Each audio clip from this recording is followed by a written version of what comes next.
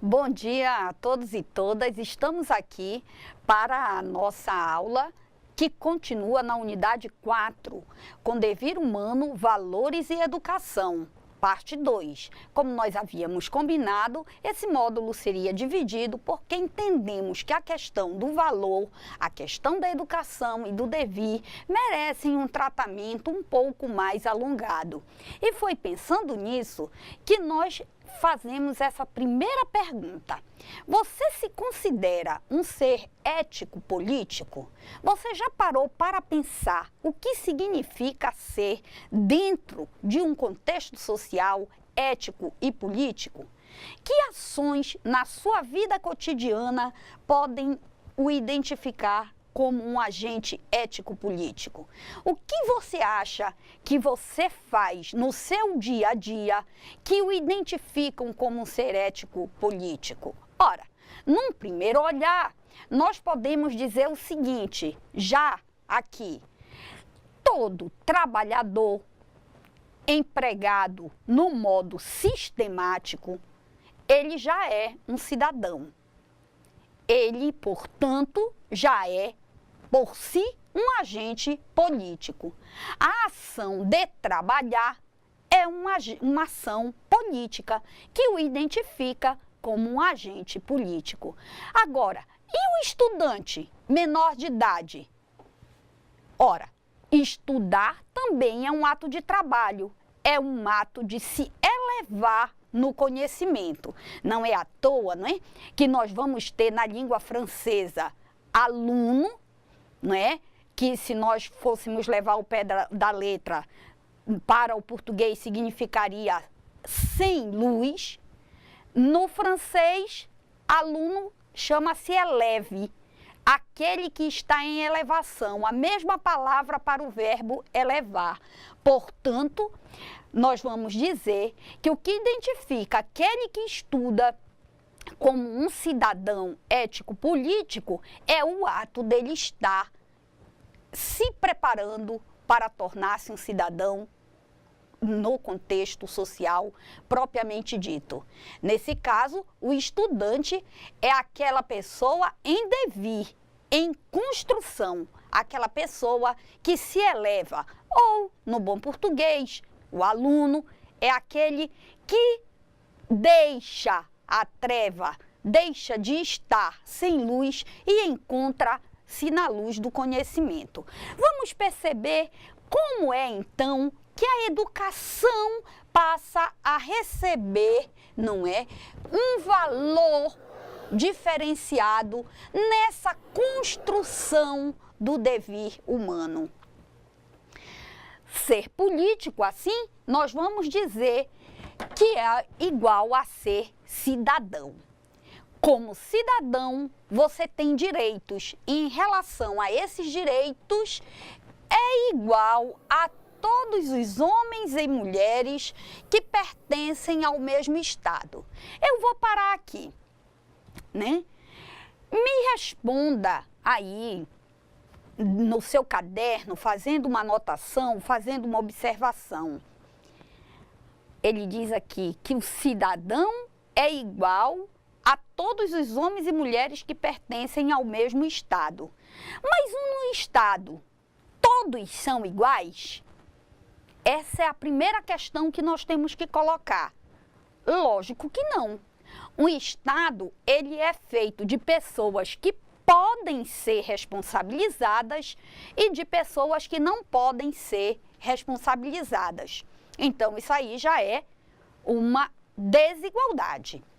Um Estado, se nós formos falar legalmente, ele é feito de pessoas que podem ser imputadas, ou seja, responsabilizadas pelos seus atos, enquanto existem outras que não. Existem outras que precisam ser encaminhadas, educadas para o caminho da responsabilidade, para depois se tornarem, olha aí o nosso tão bom e velho devir, para depois se tornarem, não é, agentes sociais imputáveis e responsabilizáveis por todos os atos. Aí, você já vai ter aqui, seguindo o nosso slide, já encontra um primeiro valor pelo qual pode valorar a dimensão política do dever humano, a igualdade de direitos. Ora, mas eu insisto, nós temos que considerar que a sociedade, ela não é igual, porque ela é composta de pessoas diferentes. A sociedade, ela é feita de crianças, de homens, de mulheres, de adolescentes, adultos, idosos, de portadores de necessidades especiais e por aí vai. Nós vamos encontrar um cenário extremamente diverso dentro da sociedade. Então, ao falar de igualdade, eu tenho que me perguntar, dentro dessa sociedade, quem são os iguais? Não é? Então, nós vamos ter aí um quadro em que uma parcela da sociedade é igual em direitos e por essa parcela ser igual em direitos, ela tem que se responsabilizar por aquela que necessita ser tratada como igual, mas que ainda não é igual, né? Vamos ver como é que a gente resolve isso, não é? É através da política.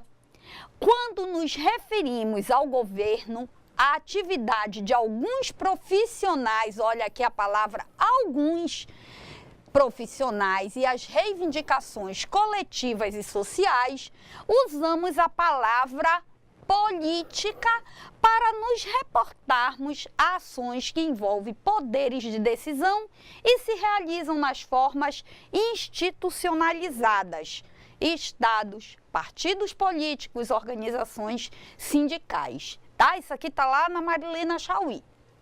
Então, o que nós estamos percebendo aqui? Que são alguns profissionais, que são algumas pessoas na sociedade que podem se manifestar.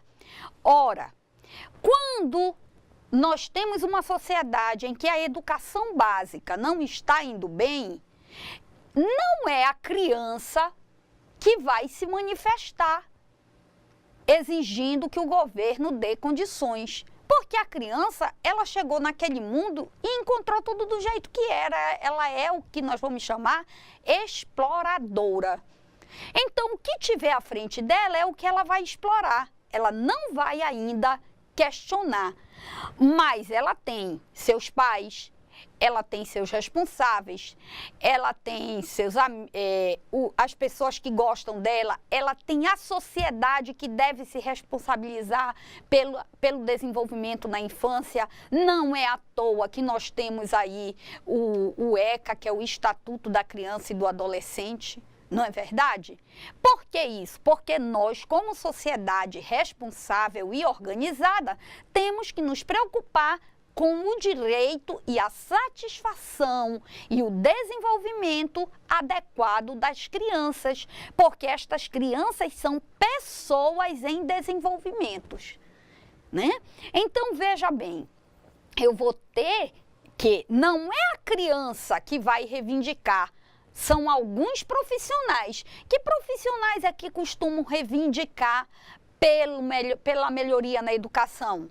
Geralmente são os professores, mas a minha questão é, a educação é um problema só da classe professoral? Não, nós vamos ter que entender que a educação, ela é uma questão, eu não costumo dizer problema não, eu costumo dizer que ela é uma questão de responsabilidade social.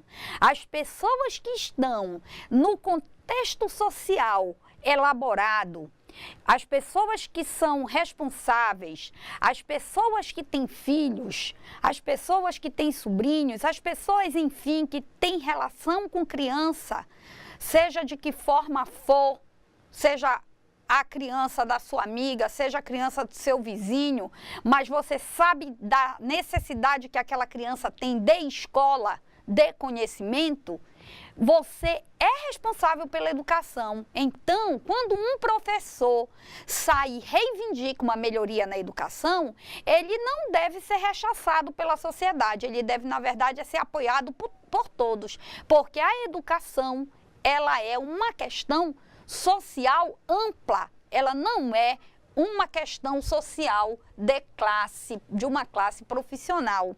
Você vai, inclusive, perceber isso na própria LDB, que a LDB não restringe nem ao professor, nem à escola a questão da educação. Ela vai dizer que todos nós, todo cidadão, toda cidadã é copartícipe na ação de educar. Exatamente porque, como nós pudemos ver na aula anterior, a educação, ela toma dois caminhos. Ela tanto é um modo de ensinar e desenvolver uma habilidade, uma competência, quanto ela é formadora do caráter humano.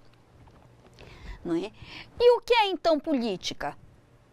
Disso tudo que nós estamos falando, nós vamos dizer que quando nos referimos à administração de instituições públicas ou privadas, a palavra política é usada para indicar que organizar e gerir uma instituição envolve questões de poder, não é?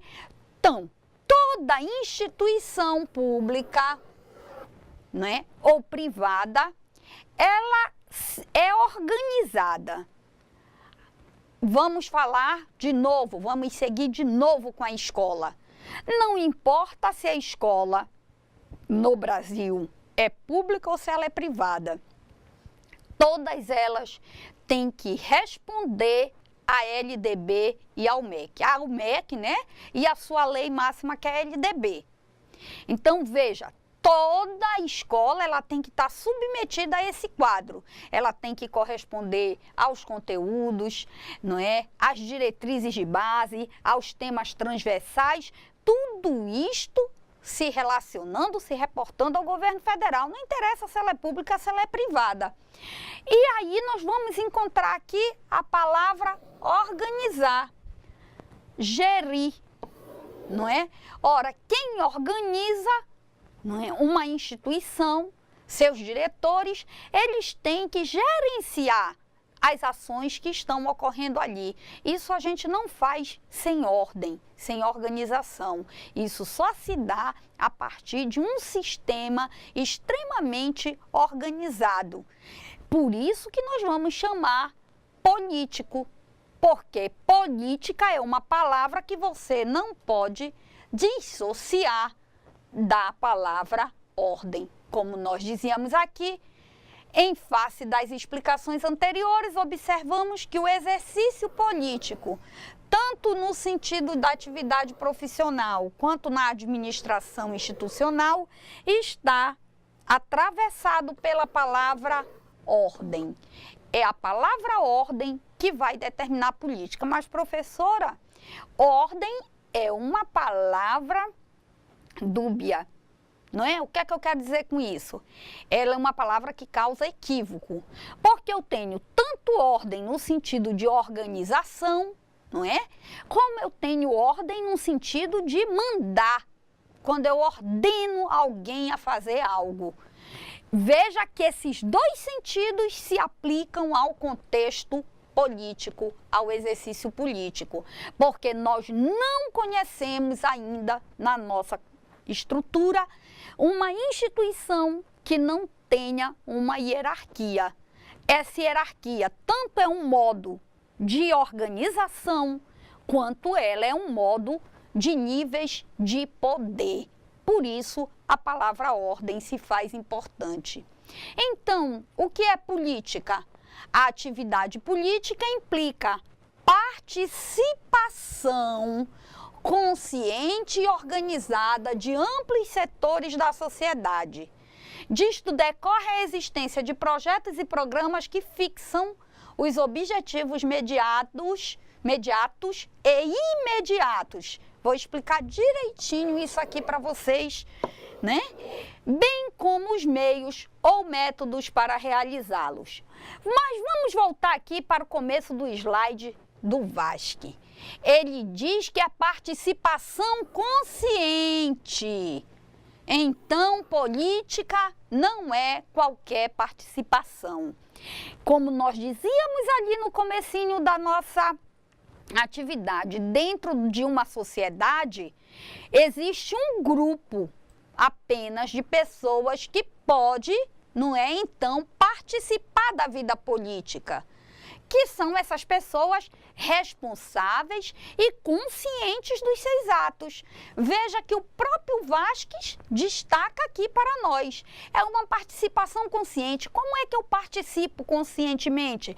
Quando eu sei o que eu quero, quando eu sei o que é que eu quero combater, quando eu sei o que é que eu quero melhorar, quando eu sei o que é que eu quero atingir. Ou seja, a minha participação é consciente quando eu consigo desenhar objetivos. Quando eu, como cidadão político, como cidadã política, tenho uma visão social do que dentro dessa sociedade precisa ser melhorado.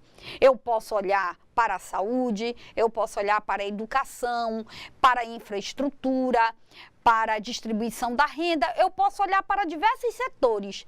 Eu vou poder dar conta de tudo? Não. Eu tenho que ter consciência de qual é, no momento, o que eu acho que deve ser o mais investido, o mais atacado. Então, é nesse sentido que a minha participação torna-se consciente e organizada, porque eu não posso sair defendendo todas as bandeiras. Eu posso apoiá-las, mas eu não posso defender todas, porque eu tenho que ter um objeto conhecido, saber o que eu quero com aquele objeto e saber quais as respostas eu posso esperar. Aí ele vai falar aqui, olha, a existência disto decorre a existência de projetos e programas.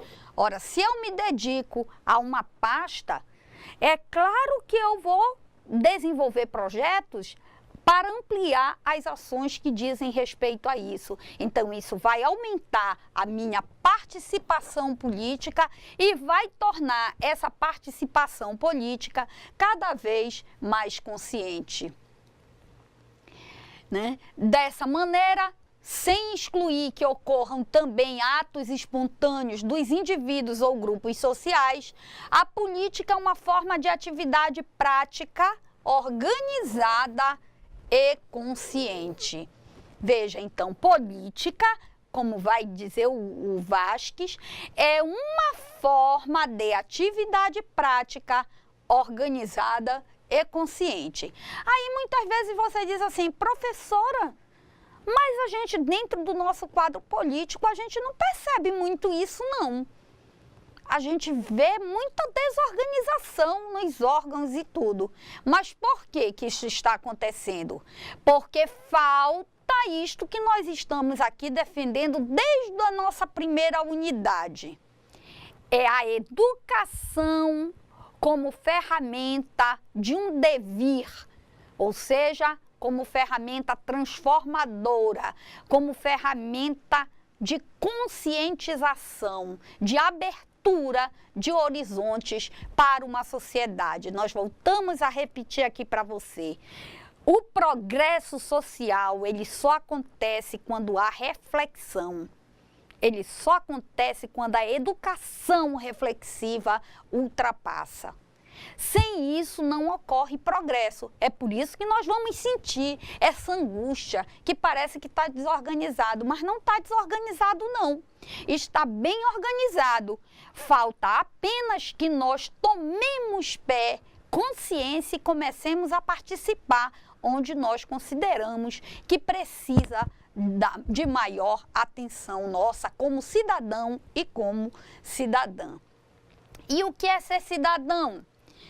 Em face do conceito de política, podemos afirmar que o Estado, por meio dos profissionais da política, é sozinho responsável pelos programas de política pública que favorecem a cidadania? Claro que não, não é? Então, primeiro porque quem são os profissionais da política? Eu vou ter aí uma distinção. Quando eu falo profissionais da política, eu estou falando daquelas pessoas que se candidatam a cargos públicos, não é? Como deputados, vereadores, governadores, presidente. Essas pessoas nós vamos chamar que são os profissionais políticos. Entretanto, Todo profissional político é um cidadão, mas nem todo cidadão é um profissional político, né? Veja bem, eu sou uma cidadã, eu tenho ação política, mas eu não sou uma profissional, porque eu não me candidatei a nenhum cargo. Deu para entender? Então, veja bem, todo, né, todo profissional político é cidadão, mas nem todo cidadão é um profissional político. Na medida em que profissional político é aquele que se candidata a cargos públicos, de vereador, de senador, de deputado estadual, federal, enfim, não é? Então, olhando isso, veio a nossa pergunta.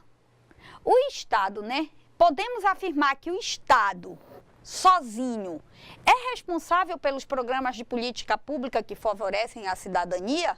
Não, é claro que não. E por que não?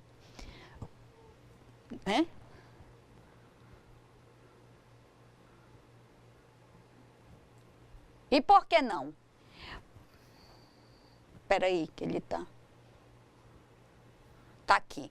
E por que não? Porque ser cidadão é entender-se como agente social responsável pelos desenvolvimentos pessoal e coletivo. Ser cidadão é agir em prol do bem-estar político e social da coletividade, tá certo? Então, o Estado sozinho, ele não é responsável pelas ações políticas. Nós, como cidadãos, como cidadãs, temos a obrigação de nos envolvermos e apresentarmos soluções para resolver o problema da política. Nós vamos ter, na história da filosofia, eu gosto de abrir uns parentezinhos. Na história da filosofia, nós vamos ter um caso muito interessante. Platão, antes de Cristo, né, século 3, 4 antes de Cristo, era, no que concerne à educação, no que diz respeito à educação, era opositor de Homero. Por quê? Ora, porque Homero educava a sociedade grega e até nós, né, recebemos ainda os influxos dessas luzes, desse ensinamento, né? Ele ensinava através de mitos, não é? De histórias fantásticas, não é? Veja aí o exemplo Ulisses, não é? Que se amarra no mastro para não ouvir o canto das sereias e ser seduzido por elas, né? O Ciclope, que era o homem de um olho só. Então, todas essas histórias homéricas que estão lá na Ilíada e na Odisseia, era o modo como a sociedade grega era educada. Platão se opôs a isso. Platão vai dizer o seguinte: ora, o cidadão, para ser um governante, para ser um homem político, para ser de Estado, ele deve ser educado dentro da realidade, dentro da verdade, e não com fantasias. Platão disse isso e foi para o canto dele? Não, nada disso. Ele escreveu um maior tratado de educação que se conhece no Ocidente até hoje, que é a República, ou sobre a educação de Platão, né? Na República, Platão vai estabelecer todo um método de como o cidadão deve ser educado para se tornar um cidadão governante, para se tornar isto que nós vamos chamar hoje de profissional político. Quer dizer, ele viu o problema e se manifestou e mostrou uma solução. É isso que falta para nós. Nós todos somos cidadãos. Entretanto, nós criticamos o governo, nós dizemos que fulano não é isso, que fulano não presta. Somos, às vezes, até vulgares nos nossos julgamentos. Mas quantos de nós para e estabelece uma reflexão séria sobre isso e aponta uma solução para esses problemas? Não. Geralmente, nós criticamos, aí nós voltamos lá para o nosso canto e deixamos a coisa correr do mesmo jeito e ainda nos escondemos atrás daquela fantasia de que isso é assim mesmo, isso não muda. O que é uma mentira, Porque se as pessoas mudam, vão mudando, uns vão morrendo, outros vão nascendo, é claro que as coisas mudam. Por que que não mudaria na ação política? Não muda muitas vezes porque nós nos acomodamos. Então, veja bem, ser cidadão é entender-se como agente social responsável pelo desenvolvimento pessoal e coletivo. Ora, nesse sentido, se eu sou agente, eu tenho que agir, eu tenho que participar. Ser cidadão é agir em prol do bem-estar político e social da coletividade, não é? Então, o que é ser cidadão? A igualdade de direitos, a cidadania, contudo, deve contribuir para o devir humano, que é essa mudança que a gente está falando, né? Você não pode dizer que eu não me envolvo em política porque política não dá em nada, isso é assim mesmo. Não, nada disso. Nós vamos ter agora em outubro, não é? Um pleito eleitoral onde nós vamos poder exercer a nossa cidadania.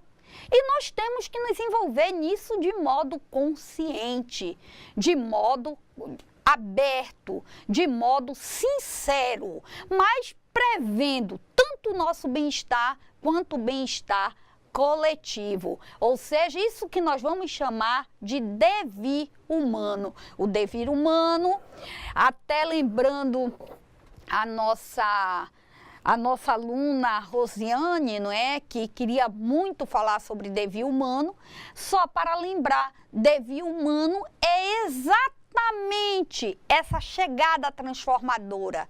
Este ser que diz, eu vou para a ação porque eu me arrisco a ver qual será a consequência dessa ação, não é? Assim, nós vamos ter que o mundo humano é criado e produzido social, cultural e historicamente. Logo, o Estado e os direitos também foram inventados como forma de organizar a vida social e não existem sem cidadãos, né? O Estado, o poder e os direitos são elementos do devir humano. Bom, dá uma olhadinha. Está lá na nossa apostila, que eu insisto, leia esse conteúdo integralmente. Mas eu quero voltar para cá.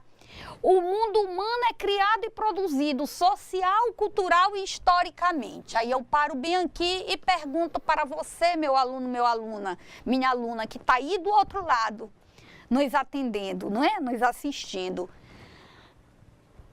Quem são as pessoas que produzem social, cultural e historicamente? Somos nós, os cidadãos, aquela parcela que é capaz de se responsabilizar dentro da sociedade, não é? Como é que nós organizamos a nossa vida social? Olha que ele mesmo diz, não é? O Estado de Direito também foram inventados como forma de organizar a vida social e não existem sem cidadãos.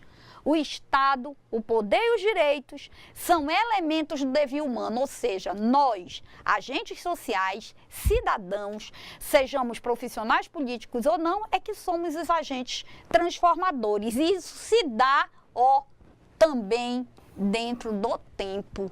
Isso se dá historicamente. Torna-se fácil perceber que a vida política é uma malha tecida pelo envolvimento responsável dos cidadãos nas instituições com o objetivo de criar, efetivar e transformar as formas de sociabilidade. Isso torna-se possível pelo exercício da cidadania, que é o que nós vamos fazer em outubro. É um exercício de cidadania, nós vamos poder votar, escolher nossos representantes. Isso não é um ato qualquer. Isso não é um ato para você fazer e em seguida você ir beber. Esse não é um ato para você na véspera encher a geladeira de cerveja. Nada contra, né? Sem puritanismo. Mas é um ato para você refletir, para você pensar. Porque é essa sua escolha que determina o tipo de sociedade que nós vamos ter. Não é? Então, Qual é o objetivo das instituições? É criar, efetivar, olha aqui o devir, e transformar as formas de sociabilidade, não é? É essa transformação que nós temos o poder de operar numa primeira via pela educação e numa segunda via na oportunidade da eleição. O Estado, por isso, não pode ser considerado como algo alheio e privado em relação aos cidadãos.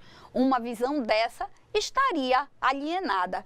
É claro que não pode. O Estado, ele é de todos. Olha, ele diz aqui, não pode, não é, ser considerado como algo alheio e privado. O Estado, ele é nosso.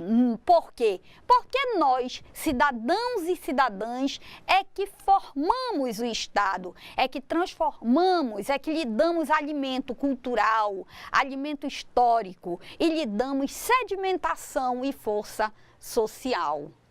O Estado, territórios, leis e instituição é político e tudo que está sob sua guarda é público. Sendo público, pertence a todos os cidadãos, que nós seguimos aqui, não é? O Estado é público, está aqui. O que quer dizer esse público? Que ele é de todos.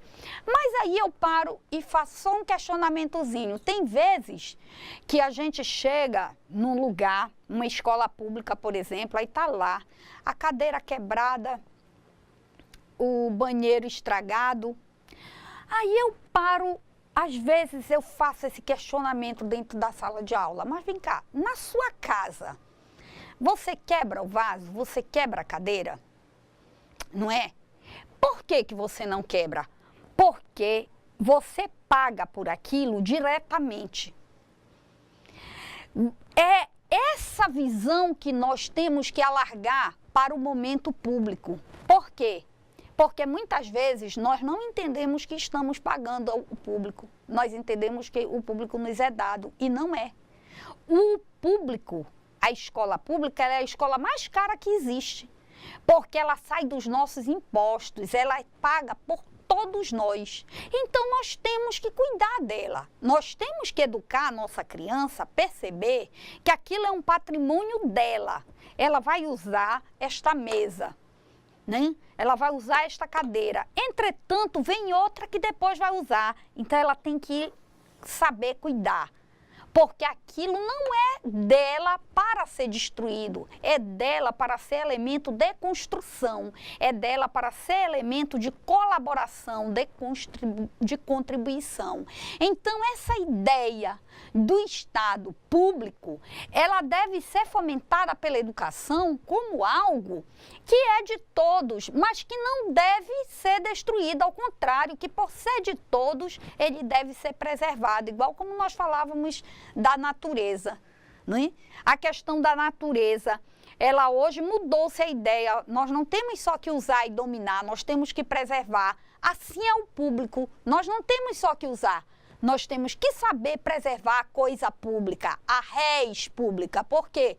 Porque isto, res pública, é a coisa de todos, é a coisa de que todos nós precisamos, não é?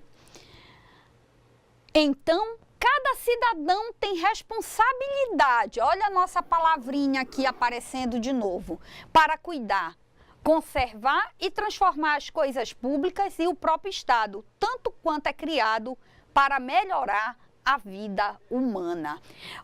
Deixa eu explicar uma coisa, quando eu tenho esse idem aqui, é porque está na mesma página lá da apostila do profuncionário, tá?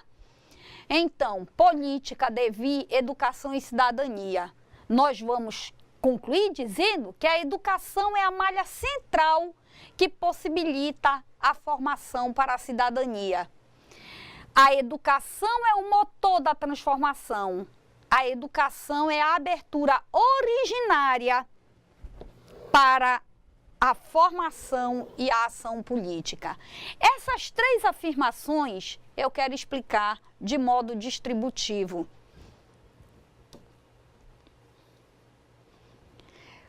Como é que eu vou explicar isso de modo distributivo?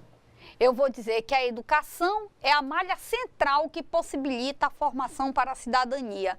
Se eu retirar da educação, da sociedade, o direito de educação, eu não terei condição de formar cidadãos. Então, veja, a educação não é responsabilidade apenas dos professores, uma vez que ela tanto é formadora de ofícios quanto de caráter. Então, por isso que eu digo que ela é a malha central da formação e da construção social. O cidadão, olha aqui, todo cidadão é assim responsável pela educação.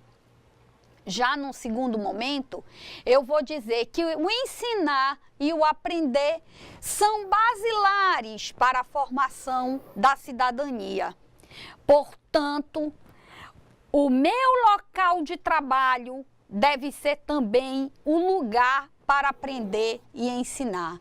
O exercício da cidadania, ele é atravessado pelo dever, pelo trabalho, mas se eu não tenho a educação, eu não tenho nenhuma das outras matrizes. Portanto, nós vamos voltar e dizer que a educação é essa malha central que forma o tecido social, do qual nós somos os cidadãos e cidadãs. A educação, né, é ferramenta primeira e última para a abertura da reflexão humana. E a reflexão é, por sua vez, a base para a ação política. Daí nós vamos dizer, quando a educação ela ensina ofícios, ela deve prever também o desenvolvimento do caráter reflexivo. Porque uma educação que apenas se preocupa com o ofício, ela se torna mecânica. Ela não cria, ela não desenvolve o caráter cidadão, o caráter cidadã. Ela apenas torna robôs, coloca robôs humanos dentro da sociedade. E isso nós não queremos. A política, sendo ação humana organizada e ordenada para atender o bem coletivo, deve fundar-se em uma educação reflexiva. Volta aqui nosso aspecto, a fim de efetivar suas intenções com o apoio de cidadãos e cidadãs responsáveis por si e pelas gerações futuras. Voltamos a nos preocupar em ter uma educação reflexiva, uma educação para o cuidado, na medida em que nós temos aquilo que Max Scheler vai chamar uma vida eterna. Quem vive eternamente somos nós? Não, é a humanidade. Eu saio daqui, deixo de usar essa mesa, vem outro professor, vem outro aluno e a utiliza, não é? Então eu tenho que preservar isto aqui, pensando em quem vem depois, pensando no devir, pensando nas ações posteriores. Você se torna cidadão pela participação e pela responsabilidade que tem com as coisas públicas, mantidas ou não pelo Estado, pertencendo a todos os cidadãos. A todos os cidadãos. Assim, não é? Nós vamos ter que eu tenho que ter um cuidado originário, um cuidado mais acabado com tudo que diz respeito ao desenvolvimento social, a fim de que eu possa garantir um desenvolvimento e o aproveitamento melhor da geração posterior. Não é? Nesse caso, a educação escolar não é uma caridade do Estado. Gostei muito disso aqui, mas um direito dos cidadãos dos que são corresponsáveis pelo que o Estado faz. Volta lá o começo da nossa conversa. A educação não é uma preocupação de uma classe profissional, mas é uma preocupação de toda a coletividade social. Ok? E assim, nós vamos começar a caminhar para o encerramento dessa nossa aula, a qual nós esperamos não é? Que você tenha aproveitado e que você adote uma posição reflexiva. Quando começarmos a nossa atividade, eu espero que você, meu aluno, minha aluna, meu aluno e minha aluna, né?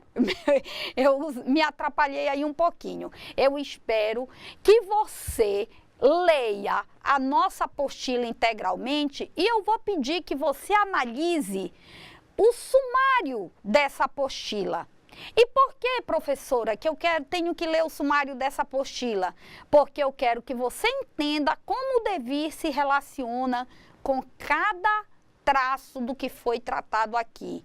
Que traços são esses? Educação, trabalho, política e cidadania. Tá certo? Quando você for fazer sua redação, a que nós pedimos ali na atividade, eu espero que você, primeiro, perceba qual é o seu papel.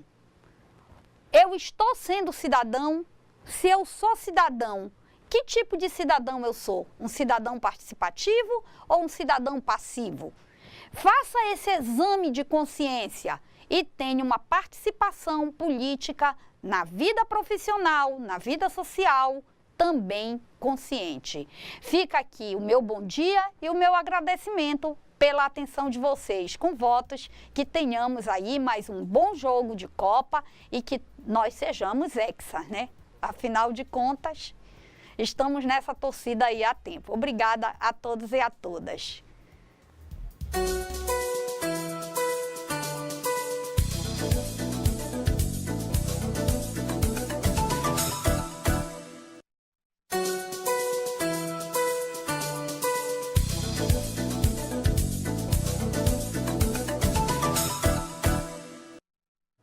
De volta aqui dos estúdios, desejar bom dia, foi bom essa participação no chat aí durante a realização das atividades, né? Dar um oi para todo mundo, o pessoal que está nos polos nos assistindo. Bom dia, professora Andréia. Bom dia, professor Leonardo, bom dia a todos. Obrigada pela participação. A gente vai estar hoje aqui trazendo algumas considerações antes de começar de fato as correções das atividades que a professora Andréia achou pertinente. Nós concordamos aqui em trazer algumas colocações dos polos dos cursistas com relação ao conteúdo que a professora Noêmia trouxe hoje para a gente, né, Andréia? Então, a professora Lucineide, a tutora de Costa Marques, ela disse que gostamos da colocação quanto aos bens públicos, pois aqui em Costa Marques não é diferente. E também concordamos que temos que levar nossos alunos a perceber que é patrimônio deles e que mesmo não sendo pago de forma direta e de forma indireta. E principalmente conscientizá-los de que aqueles bens públicos são de todos e por isso devem ser preservados e não apenas usar. Também tem outras considerações, essas considerações, gente, professor Leonardo, foi durante as aulas, da aula do professor Noêmia. Então as pessoas gostaram da aula e foram colocando. A tutora Eusimar Lopes de Ouro Preto colocou que a reflexão quebra as correntes e buscamos a liberdade nos direitos e no bem comum, que é a política. Nós temos outras colocações aqui bem interessantes, foram chegando durante as aulas, isso aí antes das respostas, tá? A educação, essa resposta da Patrícia Lima, a educação é fundamental para o crescimento e formação dos cidadãos. Legal. Então a gente não vai adentrar porque nós tivemos muito mais participação no que diz respeito, inclusive a colocação sobre o conteúdo da professora, mas a gente vai entrar nas atividades que é o que realmente importa para a gente nesse momento, tá? Então vamos lá, questão de número 1, e aí a gente orientou antes que vocês partissem para o momento da correção das atividades, que vocês colaborassem inclusive em todas elas. A priori nós teríamos a 3 e a 4, como foi feito na aula passada, mas eu acho interessante sentir de vocês a percepção com relação à questão feita pela professora, tá? Então vamos lá, a questão de número 1 diz o seguinte: estabeleça a relação entre a educação e a cidadania, professora Andréia. Então a gente começa aí com algumas colocações, algumas respostas. O que nós temos dos cursistas? A aluna de Costa Marques colocou o seguinte, a aluna Luceni, respondeu que a relação entre a educação e a cidadania é que a educação é a base na formação dos cidadãos e somente esses fazem a realização da cidadania. pois cidadania é a palavra utilizada para dar significado à condição de ser cidadão, ou seja, aquele que participa da vida pública e do Estado e, portanto, compartilha direitos e deveres. Muito bom, muito bom. E não destoa aí da resposta que nós temos a respeito dessa questão, que fala justamente, traz aqui, se vocês acompanharem comigo, vocês vão ver aqui, ó, participação como elemento chave aí da nossa resposta, como a professora Andréa trazia dos cursistas. Então ela diz o seguinte: você se torna cidadão pela participação, tá? E aí a gente destaca aqui, e pela responsabilidade, e eu complementaria até, por que não dizer responsabilização, né, com a coisa pública, que tem com as coisas públicas, né? Tudo que é público e mantidas ou não pelo Estado, né? E independente de ser mantida pelo Estado, a gente tem que ter a percepção de que a ação de manter, ela também reflete em nós enquanto cidadãos, enquanto membros participantes de uma sociedade, tá? Temos uma outra questão, da questão número 1, professor Leonardo, é do Polo de Espigão do Oeste, o aluno Givaldo. Ele diz o seguinte: não se pode desassociar a educação e cidadania, pois esta que vai inserir na sociedade cidadãos capazes de fazer a diferença em prol do bem coletivo. Muito bom. Muito bom, Givaldo. Muito bom. Temos outra também, a questão 1. Para se exercer a cidadania, é preciso primeiramente que o indivíduo tenha educação escolar, para que tenha conhecimento dos direitos e deveres. É a aluna Sônia. Ok? Ok. E aí, gente, a gente encerra a questão que não, como eu falei antes, né, não tem muita diferença do que vocês estão colocando pra gente, dizendo assim, ó, que o ato de você participar e ser responsável pela coisa que é pública, que ela é mantida ou não pelo Estado, ela pertencendo a todos os cidadãos, né? Eu acho que o exercício é mesmo esse de perceber que a coisa pública, ela não, pertencente ou não do Estado, sendo ou não do Estado, a responsabilidade de cuidar, ela também é responsabilidade nossa, porque quem paga por isso somos nós, direto ou indiretamente, somos nós que pagamos com os nossos impostos. E aí nós temos o representante, a pessoa pública, como a professora Noêmia traz, o cidadão público, né, que entra aí para a esfera da política como exercício realmente desse cuidado, como na pessoa do governador, do prefeito, dos vereadores, enfim, deputados, senadores, como responsáveis por cuidar daquilo que é comum, que eu acho que um dos cursistas trazem aí, né? Que o termo política realmente tem na sua essência, que se perde no dia a dia, que é a coisa de ser a coisa comum, aquilo que é comum a todos nós, em termos de responsabilidade e em termos de participação, tá? A questão de número 2 diz o seguinte: apresente uma definição de política, e aqui eu acredito que a gente vai entrar aí numa discussão bem interessante, tá? A resposta traz o seguinte, professor André: como cidadão, você tem direitos. Todo mundo sabe disso, né? Em relação a esses direitos, é igual a todos os homens, tá? E mulheres que pertencem ao mesmo Estado.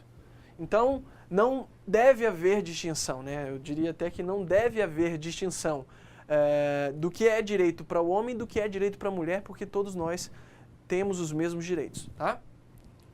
Aí já encontra um primeiro valor, né? Pelo qual pode valorar a dimensão política do dever humano, que é a igualdade de direitos. E a gente começa a dar esse sentido ao exercício de exigir os nossos direitos no que diz respeito à igualdade desses direitos, tanto para os homens quanto para as mulheres na sociedade de hoje. O aluno Marcos, de Nova Mamoré, ele diz o seguinte, que política é a participação consciente e organizada de ambos os setores. Disso decorre a existência de programas e projetos que ficam objetivos imediatos. É lá de Nova Mamoré a resposta, a contribuição. Vamos aqui para mais respostas da questão número 2. Vindo muitas respostas. Já tem até da 3 aqui, professor. Que bom. Então, gente, eu acho que o exercício a prática política, ela se dá também na dimensão da fiscalização. Acho que entender esse cenário político como um mecanismo que move todo o Estado é perceber que, assim como nós temos a obrigação de eleger para nos representar, nós temos o dever de cobrar essa representação se em algum momento ela deixa de ser feita, tá?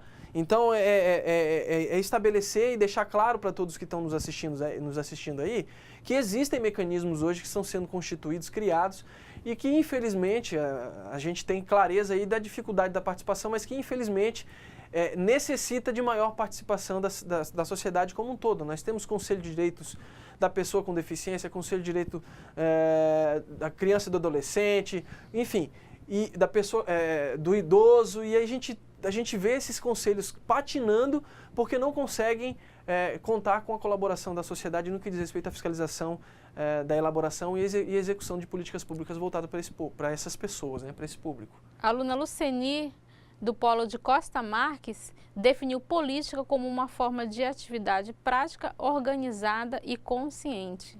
Muito bom. Então é isso aí, pessoal. A gente vai agora para a questão de número 3, que eu acho que é o que mais a gente vai ter participação de vocês. A gente finaliza 2 dizendo o seguinte, a atividade política implica também participação consciente, que é isso que a professora Andréa acaba de trazer do Polo de Costa Marques, né? E organizada de amplos setores, tá, da sociedade. Disto decorre a existência de projetos e programas que fixam os objetivos mediatos e imediatos, bem como os meios ou métodos para realizá-los. Então é através da demanda, e hoje a gente tem percebido um redesenho no processo de elaboração desses projetos e programas políticos, porque ele parte realmente de uma demanda da sociedade. Hoje os governos já estão se colocando mais nessa prática de escutar através de audiências públicas, por exemplo, escutar os anseios da sociedade para poder pensar estratégias e alternativas aí para os problemas que nós encontramos, tá? Questão de número 3, vamos lá. Considerando o devir e a educação como formadora de ofícios e do caráter humano, faça uma redação contendo até 15 linhas sobre a importância da educação para a cidadania. E aí a gente pede para a professora Andréa trazer as colaborações, professora. Nova Mamoré, novamente com a tutora Leidiane. A educação deve ser usada como forma de transformar os cidadãos para um mundo democrático e social. Uma vez que os educadores têm em suas mãos a oportunidade de influenciar o caráter das pessoas na idade que ainda estão em formação. Só com a conscientização coletiva poderemos ser uma nação mais humana, com ética e melhores valores morais. A contribuição foi a da aluna Márcia, tá? Parabéns para a Márcia pela contribuição. Muito bom. Eu complementaria, inclusive, a contribuição da professora Márcia com alguma coisa que nós já falávamos aqui, que são a coisa dos modelos, né? Até certo tempo atrás, nós tínhamos mais modelos sociais no que diz respeito à definição de valores, né? Hoje a gente tem percebido um movimento com a quebra, e eu falava isso hoje, inclusive, com a quebra da instituição familiar, um movimento de transferência, até que involuntária aí, para a instituição escolar, dessa coisa dos modelos, né? Então, o aluno que entra na escola, ele se espelha no professor, no comportamento do professor, ele se espelha no comportamento da merendeira, ele se espelha no comportamento da diretora, de modo tal que esse comportamento vai servir de referência para ele enquanto cidadão.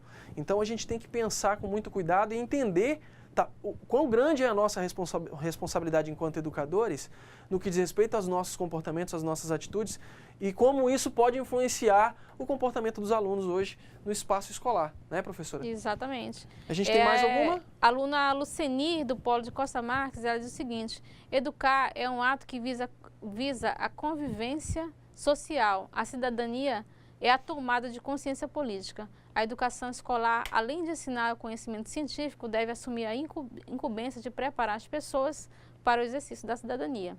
Assim, a cidadania é entendida como acesso aos bens materiais e culturais produzidos pela sociedade e ainda significa o exercício pleno dos direitos e deveres previstos pela Constituição da República. Muito bom, Luceni. Muito obrigado pela contribuição. Eu acho que resume bem o enunciado da questão de número 3.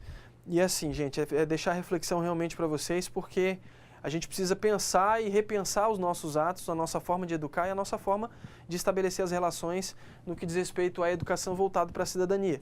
E isso dentro da escola é primordial, tá? Questão de número 4, vamos lá? comente como você entende a palavra ordem no contexto da ação política. E aí eu pensava agora, quando eu li ordem, inclusive na bandeira do Brasil, né? Ordem e progresso. Então aí a gente fica com a questão para ver se tem colaboração. Comente como você entende a palavra ordem no contexto da ação política. Nós temos alguma coisa? A professora tem, na verdade, professor, a 4 tem mais contribuição da 3, nós temos aqui da 4, não sei se a gente tem da 4 aqui.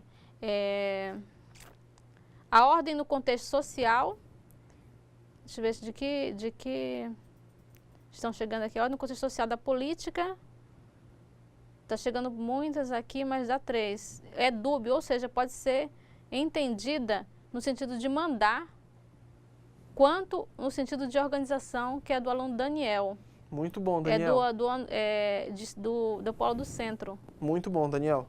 Acho que é dúbio mesmo. A gente precisa pensar qual dessas dimensões da palavra ordem nos interessa enquanto cidadãos, nos interessa enquanto responsáveis por uma ordem social, responsáveis por uma ordem política na nossa sociedade, né? Acho que isso é bacana pensar, começar a reflexão a partir desse momento, né? Qual tipo de ordem é interessante, por qual tipo de ordem nós devemos lutar, por qual tipo de ordem nós devemos levar, assim, realmente a sério o exercício da cobrança. O centro tem outra contribuição, que é a palavra ordem tem 2 sentidos, e os 2 são aplicados à política, que são organização e mandar ordenar.